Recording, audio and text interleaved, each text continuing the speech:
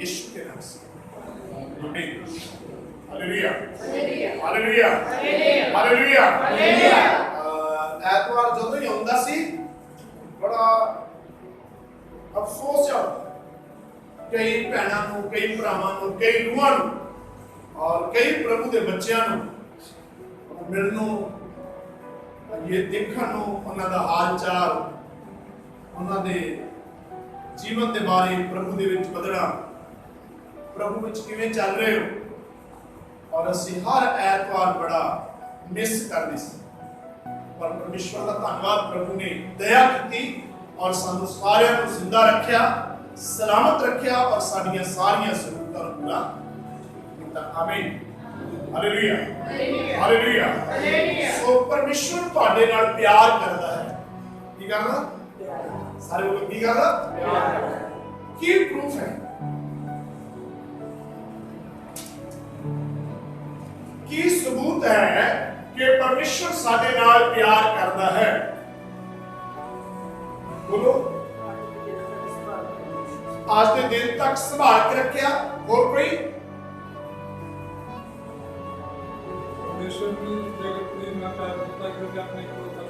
आमीन आमीन आमीन हालेलुया। परमेश्वर ने संसार के नाल प्यार किया,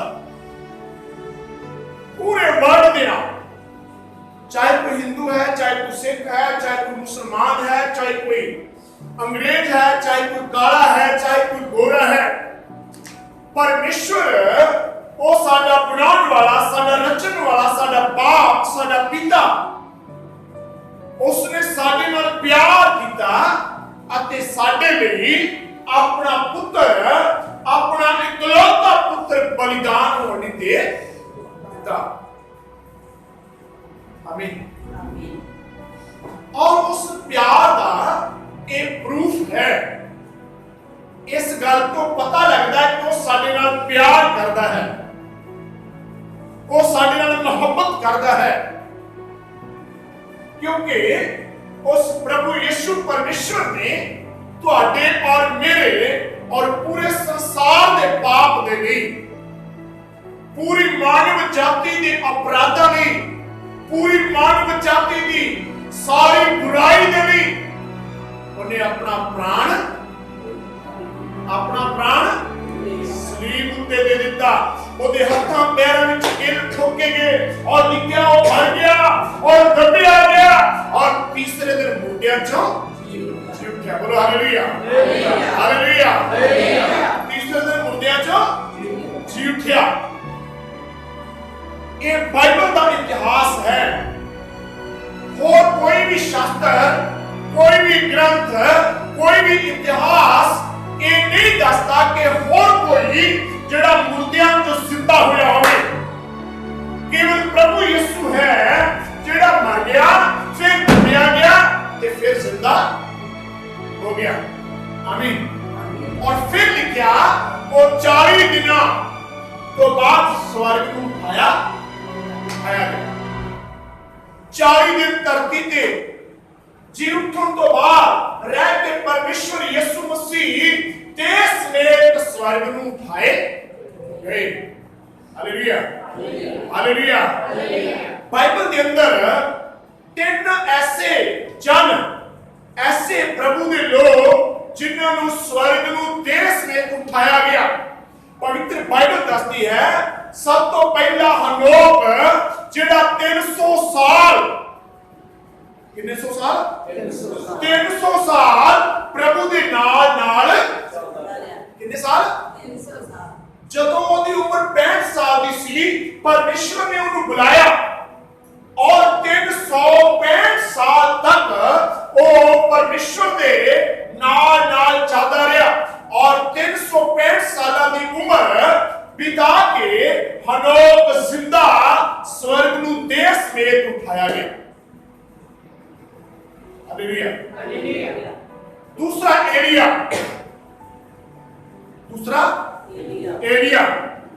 एलिया नूं भी परमेश्वर ने देश में स्वर्ग नूं उठा लिया, जिन्होंने मौत नहीं आई, जिन्हों के साथ निकले नहीं, जिन्हां दी नब्ज रुकी नहीं, जिन्हां दी अखां बंद नहीं हुईयां, जिन्हां दी कोई कदर नहीं है, वो देह समेत शरीर दे समेत लिखा है स्वर्ग में उठाए गए। हालेलुया। और तीसरा है प्रभु यीशु मसीह।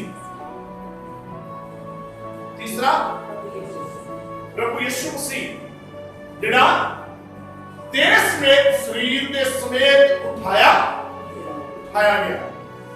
Hallelujah, hallelujah. सो बड़ी अद्भुत गल है। संसार दे विच पैदा बहुत सारे लोग होए, बहुत सारे लोग बड़े विद्वान, बड़े ज्ञानी, बड़े अद्भुत लोग तरीके दे नाल पैदा होए, पर इस धरती चों निकले और धरती विच दफन हो गए। केवल प्रभु यीशु है जिन्हें मौत को हराया और लिखा है तीसरे दिन मुर्दियां चों जी उठे। आमीन, आमीन। वो प्रभु की कहता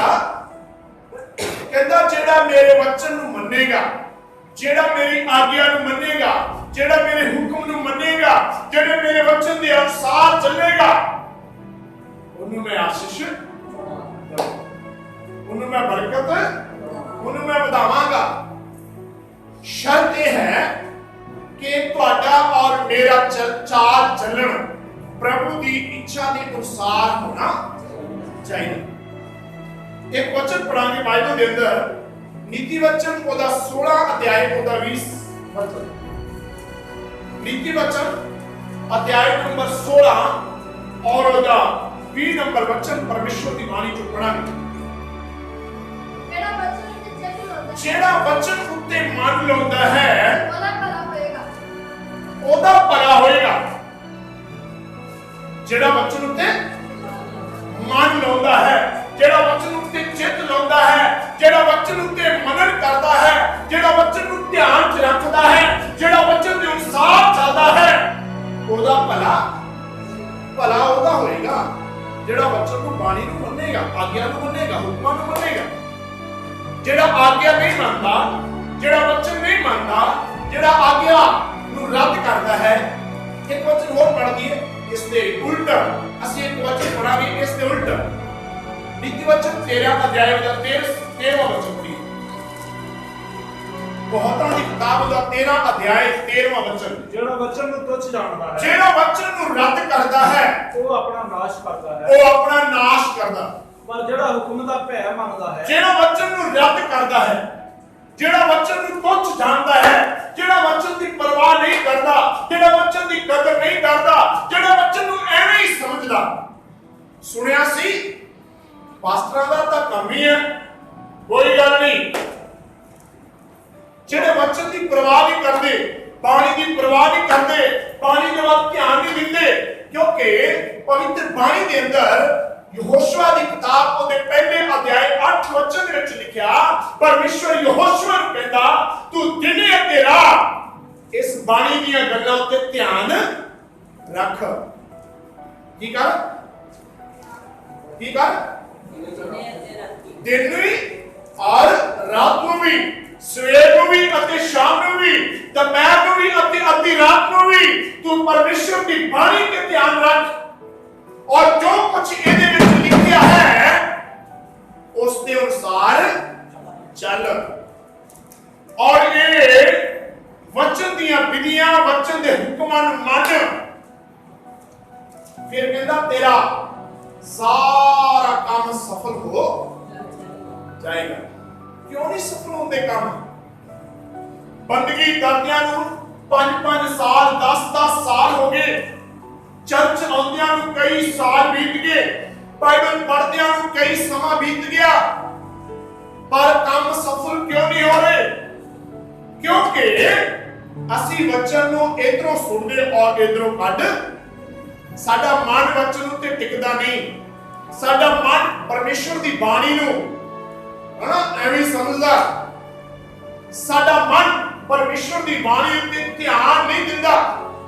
क्योंकि पवित्र बाइबल के अंदर पढ़िए अगर उत्पत्ति किताब ओदा 12वां अध्याय ते पवित्र बाइबल दे अंदर लिखिया परमेश्वर ने एक अपने दास इब्राहिम दे नाल वादा कीता, ओनु वचन दिता, ओनु बुलाया, इब्राहिम इब्राहिम उठ, अपना देश छड़ दे, अपना पिंड छड़ दे, अपना साख संबंधी छड़ दे, अपने मां बाप छड़ दे, जिथे मैं तेरे कहांगा उठे चल। और बाइबल के अंदर लिखा परमेश्वर की बाणी के अंदर कि इब्राहिम ने परमेश्वर के वचन तुच्छ नहीं जानिया, इब्राहिम ने परमेश्वर के वचन को एवं नहीं समझिया, इब्राहिम ने परमेश्वर के वचन की कदर की, क्योंकि इब्राहिम जानता सी कि जिस परमेश्वर ने वादा किया है उसको पूरा करने की सामर्थ्य रखता है। जिस परमेश्वर ने मैंने बुलाया है वो मैंने आशीष देगा, क्योंकि अपने वादे को पूरा करने वाला परमेश्वर है, वो अपनी प्रतिज्ञा को पूरा करने वाला प्रभु है। असि सुनते हैं साडा मन नहीं, क्योंकि अंदरों सानू ऐसा लगता कि ये नहीं इतना एवं ही है। बट प्रभु की बाणी के अंदर लिखा जब इब्राहिम ने परमेश्वर का वचन मन्निया, उन्हें अपना घर छड्डण का फैसला कर लिया, उन्हें अपना देश छड्डण का फैसला कर लिया, उन्हें अपने मां बाप को छड्डण का फैसला कर लिया, और लिखा इब्राहिम ने अपनी पत्नी साराई और अपने भतीजे लूत को नाल ले लिया। कितने जने चले गए? तीन जने अपने देश को छाड़ के दूसरे देश में चले गए, जिथे परमेश्वर ने उन्हें हुक्म दिता सी वो चल गए, और परमेश्वर ने उन्हें बहुत आशीष दी। हालेलुया। तुसी ते मैं जितनी मर्जी कोशिश कर लईए, जितनी मर्जी ताकत लगा लईए, जितने मर्जी हाथ पैर मार लईए, जदों तक परमेश्वर ना वधावे दुनिया की कोई ताकत सानू वधा नहीं सकती, दुनिया की कोई ताकत सानू उठा नहीं सकती। जदों तक परमेश्वर ना बचावे, और दुनिया की कोई ताकत, कोई डॉक्टर, कोई बाबा, कोई ताका, कोई तवीज, कोई भी बचा नहीं सकता। इसलिए बाइबल के अंदर लिखा इब्राहिम ने जब परमेश्वर का वचन मन्निया, परमेश्वर ने उन्हें बहुत बरकत दी, बहुत आशीष दी, इतों तक आशीष दी कि जिस जगह पे वो रहने लगे ओदा भतीजा और इब्राहिम दोनों उत्थे उन्हां दा माल डंगर, उन्हां दी भेड़ां बकरियां, उन्हां दी मੱਝਾਂ ते गावां इंनियां वध गईयां कि उन्हां दे पालियां दे विच लड़ाई होण लगी, उन्हां दे नौकर आपस विच लड़न लगे। देखो तीन निकले सी करो, पता नहीं किन्ने नौकर पैदा हो गए, किन्ने नौकर आ गए, मੱਝਾਂ गाइयां नूं चारन वाले, हल चलाउण वाले, वो भी नौकर इन्ने इकट्ठे हो गए कि उन्हां दा इकट्ठा रहना मुश्किल हो गया। इब्राहिम ने अपने लूत भतीजे दे नाल फैसला कर लिया कि आपां अलग अलग हो जाइए। की करिए? अलग अलग। ये जिन्ना भी तराई दा जिहड़ी जगह हैगी आ, वधिया वधिया जगह आ, तू एक जगह मान ला, तू एक साइड ले ला और दूसरी साइड मैं ले लवांगा। जे तू सज्जे पासे लवेगा ते मैं खब्बे पासे लवांगा, जे तू खब्बे पासे लवेगा ते मैं सज्जे पासे। तुसी सोच के देखो कि परमेश्वर ने इब्राहिम को बुलाया सी और इब्राहिम ने लूत को नाल लिया सपोर्ट नहीं, पर इत्थे आपां देखदे आ इब्राहिम ने पहला लूत को आख्या तू मल, लूत ने आख्या तू ले ला, जेड़ा हिस्सा लेना तू चुन ला। और लिखा लूत ने जेड़ा हिस्सा चुनिया वधिया वाला, जेड़ा हिस्सा वधिया वाला, चंगी जमीन, चंगे पेड़, चंगा फल वाले बूटे, चंगी खेती वाली जगह लूत ने चुन ली। एक जगह मेरे लिए छाड़ दे, तू इधर चला जा जिधर बंजर सी, जिथे कुछ भी होने वाला नहीं सी, जिथे बिल्कुल उजाड़ सी, पर मेरे परमेश्वर का वादा इब्राहिम दे नाल सी, मैं तेनू बरकत, मैं तेनू आशीष देवांगा, मैं तेनू ਵਧਾਵਾਂਗਾ। और लिखा बंजर जगह ते भी परमेश्वर ने इब्राहिम को ਵਧਾਇਆ। आमीन, हालेलुया। क्यों? क्योंकि उन्हें वचन से माना, उन्हें पता सी कि जिस परमेश्वर ने मैंने बुलाया है वो सब कुछ करने की ताकत रखता है। आमीन, हालेलुया, हालेलुया। साडे मन दे विच एक शक है, जे असीं आ कर दिता ते फिर पता नहीं की होएगा। रात असीं गल कर रहे सी किसी दे घर कि इब्रानियां दी पत्री दे 7 अध्याय और 7 वचन च लिखा है, शक ना कर क्योंकि आशीष वड्डियां तो मिलदी है। किथों मिलदी है? वड्डियां तो, वड्डियां को आशीष मिलदी है।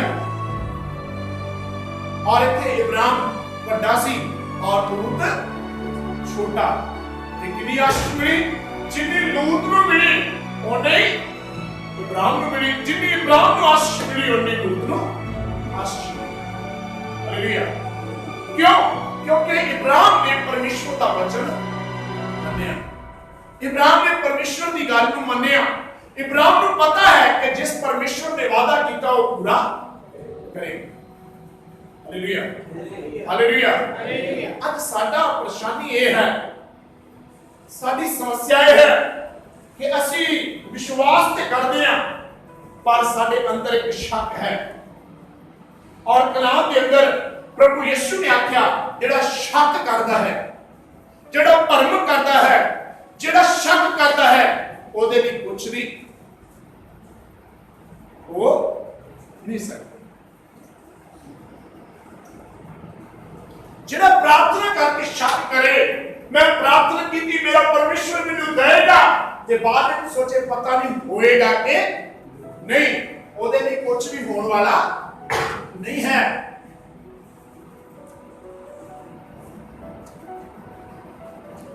इसलिए बाइबल दसती है, पढ़िए उत्पत्ति किताब ओदे 12वें अध्याय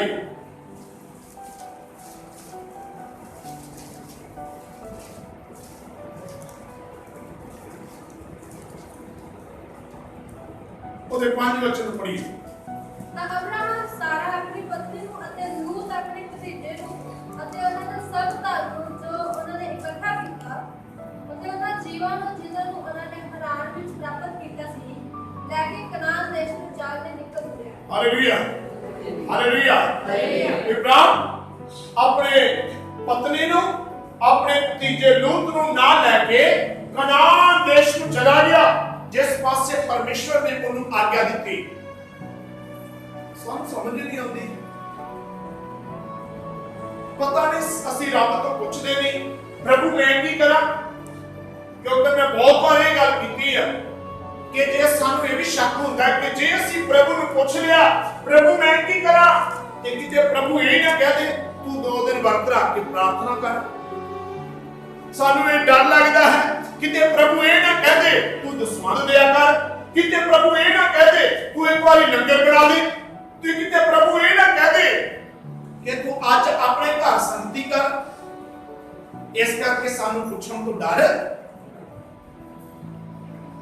हालेलुया, हालेलुया, हालेलुया। पेड़ जे बूटा फल ना दवे ना ते माली कदे भी खुश नहीं होता। झोना ला रहे लोग इन्नी मेहनत दे नाल इन्नी गर्मी दे विच अगर वो झोने नूं फल ना लगे ते मालिक खेती करने वाला कदे भी खुश नहीं। अरे फल लगना चाहिए। बाइबल का दस्तूर है, बाइबल का एक कानून है कि जिस दरख्त को फल नहीं लगता उन्होंने वड दिंदा है। और साडे जीवन दे विच बाइबल के अकॉर्डिंग फल उत्पन्न होने चाहिए। और फल उदों उत्पन्न होंगे ਜਦੋਂ ਅਸੀਂ ਵਚਨ ਦੇ ਉੱਪਰ ਬਿਲਕੁਲ ਬਿਨਾਂ ਸ਼ੱਕ ਕੀਤੇ ਵਿਸ਼ਵਾਸ ਕਰਾਂਗੇ, ਔਰ ਮੈਂ ਵਾਅਦਾ ਕਰਦਾ ਪਰਮੇਸ਼ਵਰ ਤੁਹਾਡੇ ਜੀਵਨਾਂ ਦੇ ਅੰਦਰ ਆਪਣੇ ਫਲਾਂ ਨੂੰ ਉੱਪਰ ਕਰੇਗਾ।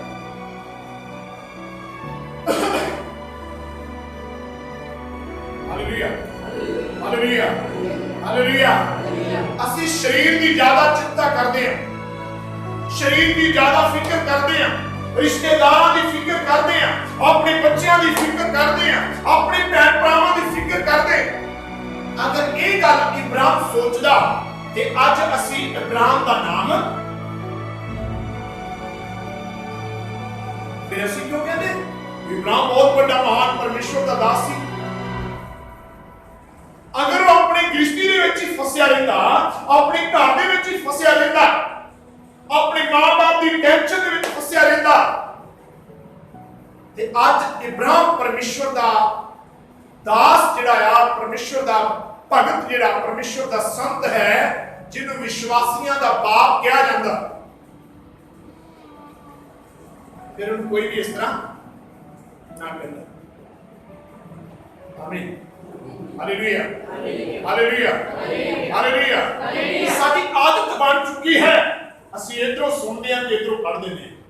ਚਰਚ ਹੋਣਾ ਇੱਕ ਫਰਜ਼ ਬਣਾ ਲਿਆ, ਇੱਕ ਰੀਤੀ ਬਣਾ ਲਈ, ਚਰਚ ਜਾਣਾ ਬਸ, ਇਸ ਤੋਂ ਵੱਧ ਕੇ ਕੁਝ ਨਹੀਂ। ਜਿਵੇਂ ਇੱਕ ਮੰਦਿਰ ਦੇ ਵਿੱਚ ਵੀਰਵਾਰ ਨੂੰ ਜਗ੍ਹਾ ਦੇ ਉੱਤੇ ਮੱਥਾ ਟੇਕਣ ਜਾਣਾ ਹੈ, ਉਸੇ ਤਰ੍ਹਾਂ ਚਰਚ ਦਾ ਇੱਕ ਰੀਤ ਬਣਾ ਲਈ, ਚਰਚ ਜਾਣਾ ਬਸ।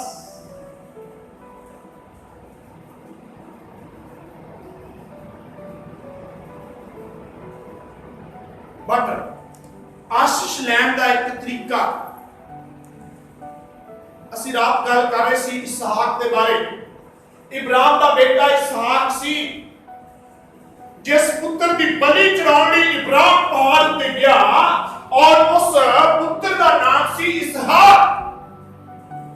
ਔਰ ਬਾਈਬਲ ਦੱਸਦੀ ਹੈ ਇਸਹਾਕ ਜਦੋਂ ਬੁੱਢਾ ਹੋ ਗਿਆ, ਬਜ਼ੁਰਗ ਹੋ ਗਿਆ, ਬਿਰਧ ਹੋ ਗਿਆ, ਉਹਨੇ ਆਪਣੇ ਬੱਚਿਆਂ ਨੂੰ, ਆਪਣੇ ਬੇਟੇ ਨੂੰ ਈਸਾਊ ਨੂੰ ਆਖਿਆ, ਮੇਰੇ ਲਈ ਕੀ ਕਰ, ਵਧੀਆ ਜਿਹਾ ਭੋਜਨ ਲਿਆ, ਸੋਹਣਾ ਅੱਛਾ ਵਧੀਆ ਸਵਾਦਿਸ਼ਟ ਭੋਜਨ ਬਣਾ ਕੇ ਲਿਆ, ਤਾਂ ਕਿ ਮੈਂ ਖਾਵਾਂ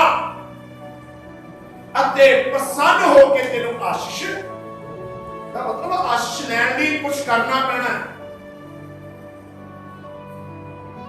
ਚਰਚ ਵਿੱਚ ਮੱਥਾ ਟੇਕਣ ਨਾਲ ਕੁਝ ਹੋਣ ਵਾਲਾ ਨਹੀਂ ਹੈ।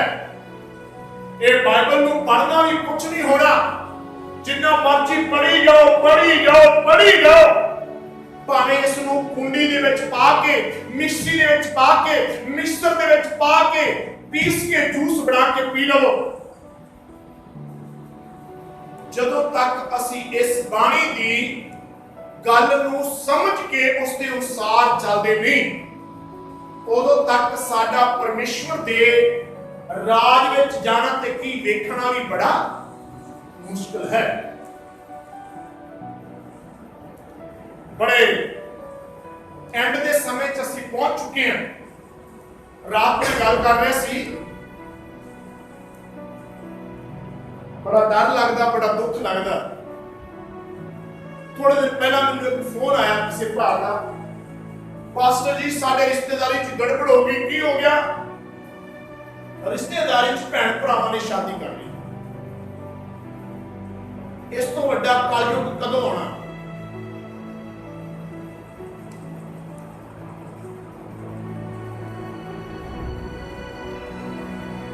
ਅਜੇ ਵੀ ਸਾਡੇ ਅੰਦਰ ਡਰ ਨਹੀਂ ਹੈ, ਅਜੇ ਵੀ ਸਾਨੂੰ ਪਰਮੇਸ਼ਵਰ ਦੇ ਅਜੇ ਅਭੀ ਇੰਤਜ਼ਾਰ ਹੈ। ਪ੍ਰਭੂ ਆਏਗਾ, ਮੇਰੀ ਬਾਹ ਪਕੜੇਗਾ, ਫਿਰ ਮੈਨੂੰ ਕਹੇਗਾ ਉੱਠ ਦੁਆ ਕਰ। ਪ੍ਰਭੂ ਆਏਗਾ, ਉਹ ਮੇਰੀ ਬਾਜੂ ਪਕੜੇਗਾ, ਫਿਰ ਕਹੇਗਾ ਉੱਠ ਚਰਚ ਚੱਲ। ਪ੍ਰਭੂ ਆਏਗਾ, ਉਹ ਮੇਰੀ ਗਲਾਸੀ ਸ਼ਰਾਬਵਾਰੀ ਨੂੰ ਪਕੜੇਗਾ, ਕਹੇਗਾ ਛੱਡ ਦੇ। ਇਸ ਦਿਨ ਦਾ ਇੰਤਜ਼ਾਰ ਨਾ ਕਰੋ, ਇਹ ਦਿਨ ਕਦੇ ਵੀ ਆਉਣਾ ਨਹੀਂ ਕਿ ਜਿਸ ਦਿਨ ਪ੍ਰਭੂ ਆਪ ਤੁਹਾਡੇ ਘਰ ਤੁਹਾਡੀ ਬਾਹ ਪਕੜ ਕੇ ਕਹੇ ਕਿ ਸ਼ਰਾਬ ਦੀ ਗਲਾਸੀ ਸੁੱਟ ਦੇ, ਜਰਦੇ ਵਾਲੀ ਪੂਰੀ ਸੁੱਟ ਦੇ, ਪੀੜੀ ਵਾਲਾ ਬੰਡਲ ਸੁੱਟ ਦੇ। ਉਹਨੇ ਇਹ ਵਚਨ ਦਿੱਤਾ ਹੈ वो दिन का इंतजार ना करो जिस प्रभु ਤੁਹਾਨੂੰ आ के कहे ये राह छड़ दे, ये राह सही नहीं है। उन्हें ਤੁਹਾਡੇ ਲਈ एक मार्ग दिता है, एक राह दिता है। ये बाणी जे तुसीं इस बाणी के अनुसार थोड़ा जिहा भी अपना जीवन व्यतीत करदे हो ते वो अपने वादे ਨੂੰ ਤੁਹਾਡੇ जीवन च जरूर पूरा करेगा। Hallelujah, hallelujah. पवित्र बाइबल के अंदर एक और उदाहरण ਜਿਹੜੀ ਅਸੀਂ ਬਾਈਬਲ ਦੇ ਅੰਦਰ दूसरा राजा 5 अध्याय पढ़ते हैं। बाइबल के अंदर लिखा एक राजा सी, ਉਹਨੂੰ ਕੋੜ ਦੀ ਬਿਮਾਰੀ, ਉਹਦੀ ਕੋੜ ਸੀ ਸਰੀਰ ਦੇ ਉੱਪਰ, ਪਰ ਉਹ ਆਪਣੇ ਕੋੜ ਨੂੰ ਲੁਕਾ ਕੇ ਰੱਖਦਾ ਸੀ। ਰਾਜਾ ਸੀ, ਸੋਹਣੇ ਬਸਤਰ ਪਾ ਲੈਂਦਾ ਸੀ, ਸਿਰ ਉੱਤੇ ਮੁਕਟ ਸਜਾ ਲੈਂਦਾ ਸੀ ਔਰ ਉਹ ਆਪਣੇ ਕੋੜ ਨੂੰ ਛੁਪਾ ਲੈਂਦਾ। ਜਿਵੇਂ ਅੱਜ ਦੇ ਯੁੱਗ ਦੇ ਵਿੱਚ, ਅੱਜ ਦੇ ਸਮੇਂ ਦੇ ਵਿੱਚ, ਅੱਜ ਦੇ ਹਾਲਾਤਾਂ ਦੇ ਵਿੱਚ ਲੋਕ ਕੋਰੋਨਾ ਦੀ ਬਿਮਾਰੀ ਤੋਂ ਡਰਦੇ, ਕਿਸੇ ਨੂੰ ਘਰ ਆਉਣ ਤੋਂ, ਕਿਸੇ ਦੇ ਘਰ ਜਾਣ ਤੋਂ ਡਰਦੇ। ਇਸੇ ਤਰ੍ਹਾਂ ਕੋੜ ਦੀ ਬਿਮਾਰੀ ਸੀ। ਕੋੜ ਦੀ ਬਿਮਾਰੀ ਜਿਸ ਬੰਦੇ ਨੂੰ ਹੋ ਜਾਂਦੀ ਸੀ, ਉਹਨੂੰ ਪਿੰਡ ਤੋਂ 4-5 ਕਿਲੋਮੀਟਰ ਬਾਹਰ ਇੱਕ ਛਾਨ ਬਣਾ ਕੇ, ਇੱਕ ਛਪਰਾ ਬਣਾ ਕੇ ਉੱਥੇ ਛੱਡ ਆਉਂਦੇ ਸੀ और उस रास्ते पे कोई भी जाता नहीं। और कोड़ी जदों भी लंघदा सी, ਉਹ ਆਪਣੇ ਅੱਗੇ ਅੱਗੇ ਅਸ਼ੂਤ ਅਸ਼ੂਤ ਕਹਿ ਕੇ ਉੱਚੀ ਉੱਚੀ ਪੁਕਾਰਦਾ ਸੀ ਤਾਂ ਕਿ ਕੋਈ ਵੀ ਉਹਦੇ ਰਸਤੇ ਵਿੱਚ ਨਾ ਆਵੇ, ਕਿਉਂਕਿ ਕੋੜ ਦੀ ਬਿਮਾਰੀ ਅਸ਼ੂਤ ਦੀ ਬਿਮਾਰੀ ਸੀ, ਇੱਕ ਤੋਂ ਦੂਸਰੇ ਨੂੰ ਲੱਗ ਜਾਂਦੀ। ਅੱਜ ਜਿਵੇਂ ਕੋਰੋਨਾ ਦੀ ਬਿਮਾਰੀ ਹੈ, ਇਸੇ ਤਰ੍ਹਾਂ ਕੋੜ ਦੀ ਬਿਮਾਰੀ। ਪਰ ਉਹ ਰਾਜਾ ਆਪਣੇ ਕੋੜ ਨੂੰ ਛੁਪਾ ਲੈਂਦਾ ਸੀ, ਕਿਸੇ ਨੂੰ ਪਤਾ ਨਹੀਂ ਕਿ ਇਹਨੂੰ ਕੋੜ ਦੀ ਬਿਮਾਰੀ ਹੈ। ਬਾਈਬਲ ਦੱਸਦੀ ਹੈ ਇਸਰਾਇਲੀਆਂ ਦੀ ਇੱਕ ਛੋਟੀ ਕੁੜੀ ਜਿਹੜੀ ਰਾਜੇ ਦੇ ਘਰ ਫੜ ਕੇ ਲੈ ਆਏ, ਔਰ ਜਦੋਂ ਰਾਜੇ ਨੇ ਇਸ਼ਨਾਨ ਕਰਨ ਵਾਸਤੇ, ਨਹਾਉਣ ਵਾਸਤੇ ਆਪਣੇ ਵਸਤਰ ਉਤਾਰੇ ਤੇ ਉਹਦਾ ਕੋੜ ਉਸ ਕੁੜੀ ਨੇ ਵੇਖਿਆ।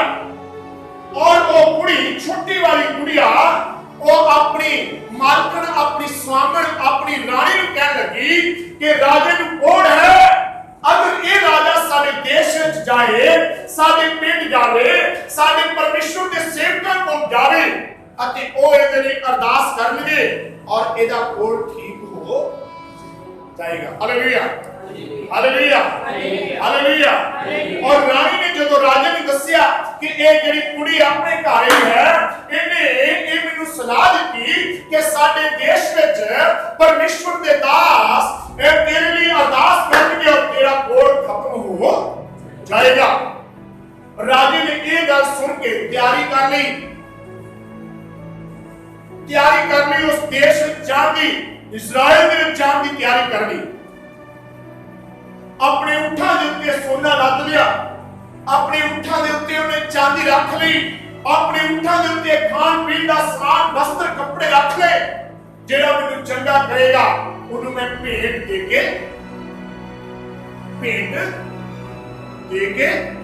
ਆਵਾਂ। ਰਾਜਾ ਹੈ, कोई छोटी मोटी पावर नहीं है, छोटा मोटा बंदा नहीं है, बहुत अमीर धनी राजा। चला गया जदों उस देश में पहुंचा, इजराइल दे विच पहुंचा ते परमेश्वर के दास अलीशा की खोज की।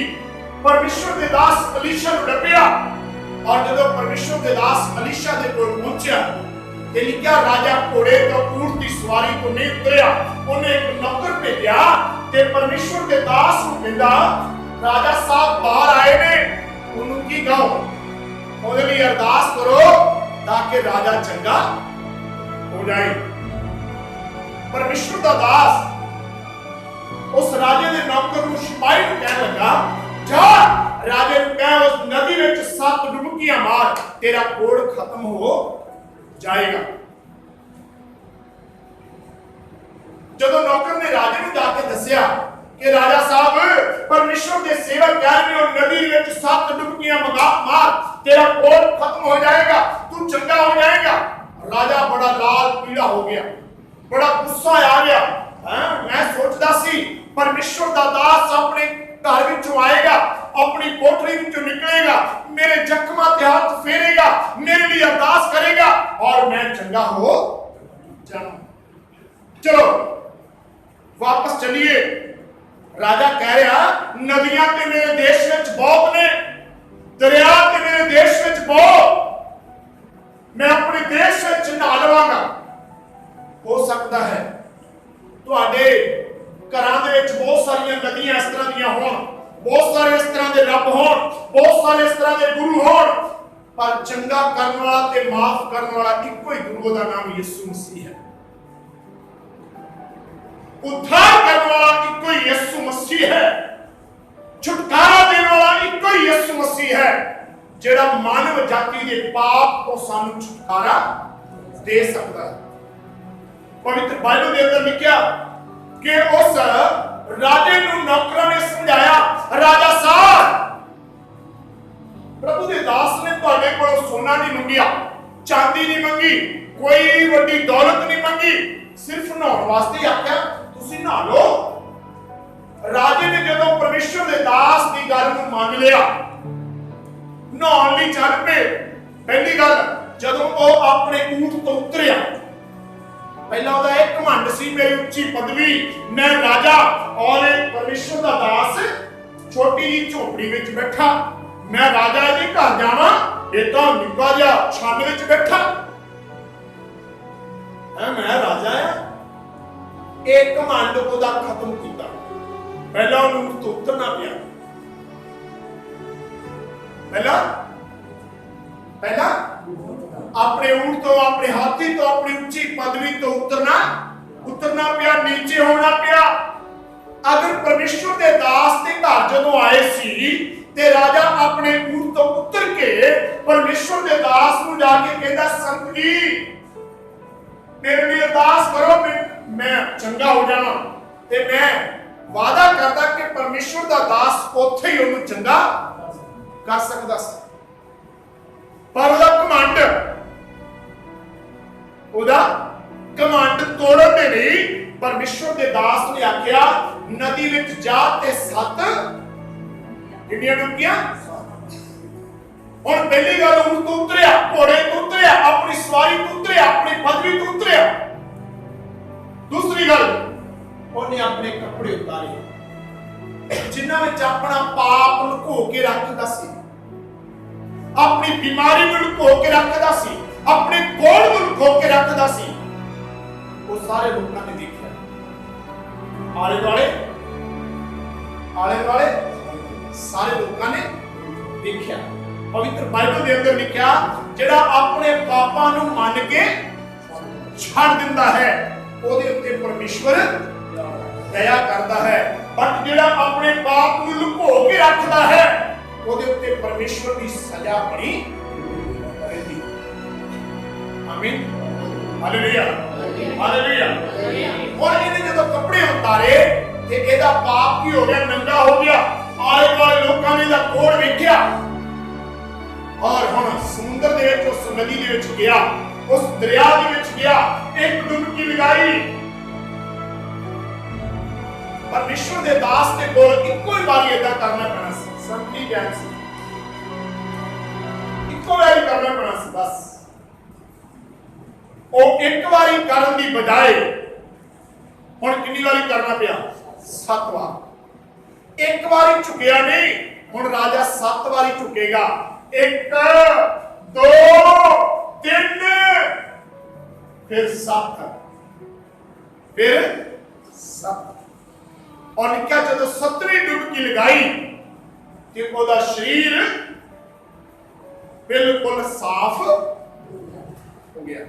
आमीन, हालेलुया, हालेलुया, हालेलुया। अगर एलिया के बारे पढ़िए, जो काल पै गया, एलिया ने अपने बालके को आख्या, जा वे बदल आया। देखा उन्हें 7 बारी वापस जा जाके आख्या नहीं, पर 7वीं बारी कहता छोटा जिहा बदल समुद्र विचों उठ गया।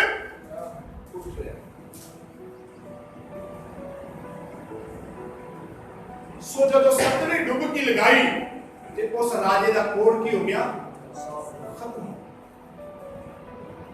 ਹਾਲੇਲੂਇਆ ਹਾਲੇਲੂਇਆ ਇਹ ਹੈ ਵਚਨ ਮੰਨਣ ਦਾ ਫਲ ਵਚਨ ਮੰਨਣ ਦਾ ਫਲ ਪ੍ਰਭੂ ਯਿਸੂ ਨੇ ਇੱਕ ਅੰਨੇ ਨੂੰ ਜੋ ਯਿਸੂ ਮਸੀਹ ਨੂੰ ਪੁਕਾਰਦਾ ਪ੍ਰਭੂ ਯਿਸੂ ਮੇਰੇ ਤੇ ਦਇਆ ਕਰ ਪ੍ਰਭੂ ਯਿਸੂ ਕਹਿੰਦੇ ਕੀ ਹੋ ਗਿਆ ਗੁਰੂ ਜੀ ਮੈਂ ਵੇਖਣਾ ਚਾਹੁੰਦਾ ਮੈਂ ਅੰਨਾ ਹਾਂ ਮੈਂ ਜਨਮ ਤੋਂ ਹੀ ਅੰਨਾ ਮੈਂ ਜਮਾਂਦਰੂ ਅੰਨਾ ਗੁਰੂ ਜੀ ਨੇ ਕੀ ਕੀਤਾ ਮਿੱਟੀ ਲਈ ਔਰ ਉਹਦੀਆਂ ਅੱਖਾਂ ਤੇ ਲਗਾ ਦਿੱਤੀ ਜਾ ਆਪਣੀਆਂ ਅੱਖਾਂ ਸ਼ਲਿਓਮ ਦੇ ਕੁੰਡ ਵਿੱਚ ਜਾ ਕੇ ਧੋ ਉਸ ਨਦੀ ਵਿੱਚ ਧੋ ਲਾ ਤੂੰ ਸਜਾਖਾ ਹੋ ਜਾਏਗਾ ਹੁਣ ਜੇ ਵਚਨ ਮੰਨੇਗਾ ਤੇ ਸਜਾਖਾ ਹੋ ਜੇ ਵਚਨ ਨਹੀਂ ਮੰਨੇਗਾ ਫਿਰ ਕਦੇ ਸਜਾਖਾ ਨਹੀਂ ਆਸ਼ੀਸ਼ ਪਾਉਣੀ ਹੈ ਤੇ ਵਚਨ ਮੰਨਣਾ ਜ਼ਰੂਰੀ ਹੈ ਸਵਰਗ ਜਾਣਾ ਹੈ ਤੇ ਬਾਣੀ ਨੂੰ ਮੰਨਣਾ ਜ਼ਰੂਰੀ ਹੈ ਸਵਰਗ ਦੇ ਵਿੱਚ ਆਰਾਮ ਪ੍ਰਾਪਤ ਕਰਨਾ ਹੈ ਤੇ ਬਾਣੀ ਦਾ ਮੰਨਣ ਕਰਨਾ ਬਾਣੀ ਤੇ ਧਿਆਨ ਦੇਣਾ ਬਾਣੀ ਨੂੰ ਜੀਵਨ ਦੇ ਵਿੱਚ ਲਾਗੂ ਕਰਨਾ ਜ਼ਰੂਰੀ ਹੈ ਬਾਣੀ ਨੂੰ ਇਧਰੋਂ ਸੁਣ ਕੇ ਇਧਰੋਂ ਕੱਢਣਾ ਕੁਝ ਮਿਲਣ ਵਾਲਾ ਨਹੀਂ ਹੈ ਜਿੰਨਾ ਮਰਜ਼ੀ ਪੜ੍ਹੀ ਜਾਓ ਜਿੰਨਾ ਮਰਜ਼ੀ ਸੁਣੀ ਜਾਓ ਜਿੰਨਾ ਮਰਜ਼ੀ ਸੁਣਾਈ ਜਾਓ ਉਹਦਾ ਕੋਈ ਬੈਨੀਫਿਟ ਕੋਈ ਫਲ ਨਹੀਂ ਮਿਲੇਗਾ ਹਾਲੇਲੂਇਆ ਹਾਲੇਲੂਇਆ ਸੋ ਇਸ ਲਈ ਜਿਹੜਾ ਵਚਨ ਉੱਤੇ ਮਨ ਲਾਉਂਦਾ ਜਿਹੜਾ ਵਚਨ ਉੱਤੇ ਮਨ ਲਾਉਂਦਾ ਉਹਦਾ ਕੀ ਹੋਏਗਾ ਭਲਾ ਹੋਏਗਾ ਇਬਰਾਹਿਮ ਨੇ ਪ੍ਰਭੂ ਦੇ ਵਚਨ ਤੇ ਮਨ ਲਾਇਆ ਉਹਦਾ ਭਲਾ ਹੋਇਆ ਉਸਦਾ ਕੀ ਹੋ ਗਿਆ ਭਲਾ ਹੋ ਗਿਆ ਕਿੰਨਾ ਭਲਾ ਹੋਇਆ ਪਰਮੇਸ਼ਵਰ ਨੇ ਆਪਣੀ ਜਗ੍ਹਾ ਇਬਰਾਹਿਮ ਨੂੰ ਦੇ ਦਿੱਤੀ ਹਾਲੇਲੂਇਆ ਹਾਲੇਲੂਇਆ ਅਗਰ ਬਾਈਬਲ ਪੜੋ ਤੇ ਲਿਖਿਆ ਜਦੋਂ ਲਾਜ਼ਰ ਮਰ ਗਿਆ ਤਾਂ ਇਬਰਾਹਿਮ ਦੀ ਗੋਦ ਵਿੱਚ ਆਰਾਮ ਕਰ ਰਿਹਾ ਸੀ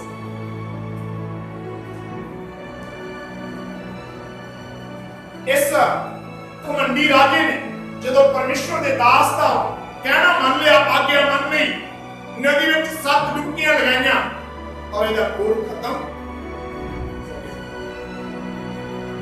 ਅੰਨੇ ਨੇ ਜਦੋਂ ਯਿਸੂ ਦਾ ਵਚਨ ਮੰਨਿਆ ਯਿਸੂ ਮਸੀਹ ਦੀ ਗੱਲ ਮੰਨ ਲਿਆ ਪ੍ਰਭੂ ਯਿਸੂ ਦੇ ਹੁਕਮ ਨੂੰ ਮੰਨ ਲਿਆ ਉਹਨੇ ਨਦੀ ਦੇ ਵਿੱਚ ਆਪਣੀਆਂ ਜਾ ਕੇ ਅੱਖਾਂ ਧੋਲੀਆਂ ਤੇ ਲਿਖਿਆ ਉਸ ਸਜਾਖਾ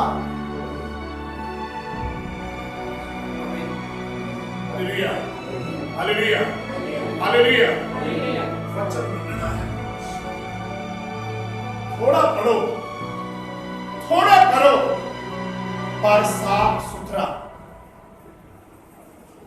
ਪੂਰੇ ਤਰੀਕੇ ਨਾਲ ਐਵੇਂ ਚਰਚ ਆਉਣ ਜਾਣ ਵਾਲੇ ਨਾ ਬਣੋ ਦਿਖਾਵਟੀ ਭਗਤੀ ਨਾ ਕਰੋ ਢੋਂਗੀ ਭਗਤੀ ਨਾ ਕਰੋ ਇਹ ਚੋਰਿਆਂ ਵਾਲੀ ਮਾਇਆ ਮਾਲਾ ਵਾਲੀ ਤਿਲਕਾਂ ਵਾਲੀ ਇਹ ਸਾਰੇ ਜੋ ਵੀ ਪਖੰਡ ਇਹ ਸਭ ਨਾਸ਼ਵਾਨ ਹੈ ਸੱਚੇ ਦਿਲ ਦੇ ਨਾਲ ਸੱਚੇ ਮਨ ਦੇ ਨਾਲ ਉਸ ਪਰਮੇਸ਼ਵਰ ਦੇ ਸਾਹਮਣੇ ਝੁਕ ਜਾਓ ਉਹ ਤੁਹਾਨੂੰ ਆਸ਼ੀਸ਼ ਦੇਗਾ ਸੰਸਾਰ ਦੀ ਚਿੰਤਾ ਨਾ ਕਰੋ ਸੰਸਾਰ ਵੱਲ ਨਾ ਦੇਖੋ ਸੰਸਾਰ ਦੇ ਵਿੱਚ ਸਿਰਫ ਔਰ ਸਿਰਫ ਦੁੱਖ ਹੈ ਕਸ਼ਟ ਹੈ चिंता है फिक्र है गम है पर जे आराम चाहिए जी मेरा यीशु कहता हे पार है दबे हुए लोगों हे थक चुके लोगों मेरे को आओ मैं तुहानू आराम अगर आराम चाहिए फैसला साडा है फैसला साडा प्रभु तुहानू आशीष देवे।